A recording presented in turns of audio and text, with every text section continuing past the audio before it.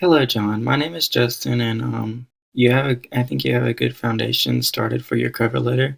Your job posting seemed really cool, and I think you have the qualifications for it.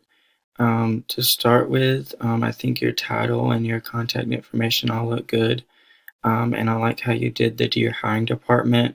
That kind of addresses, I think, covers kind of all positions of who's going to be reading it or seeing it. So then I just added comments throughout the document. I think that would be the easiest way. So the first comment I did was majoring in agricultural business management. I think just adding that last part would be a good tip. And then keeping the title of the center. You have the research center, but I think keeping it as the agricultural research center kind of keeps that professionalism there, and then changing this part to just both as a student and as an individual. I think it just helps the sentence flow better.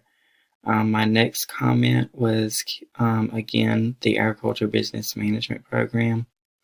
And then this next comment I have here is potentially adding some of the relevant courses you've taken throughout your time at NC State. I think that would help give it more volume for the lack of agriculture background that you spoke of.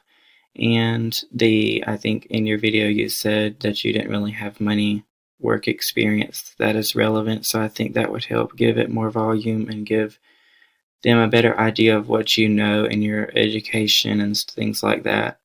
Um, Also, in the first sentence, I would even potentially add a comma, maybe after drawbacks, just to kind of break the sentence up as it is a more longer sentence.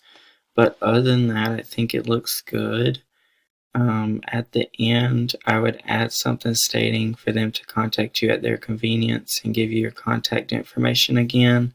I think that kind of drills in that you're interested again and you want to hear back from them, and that you're interested in the job. But other than that, I don't see or any other mistakes or whatnot. It looks good, and I wish you the best of luck.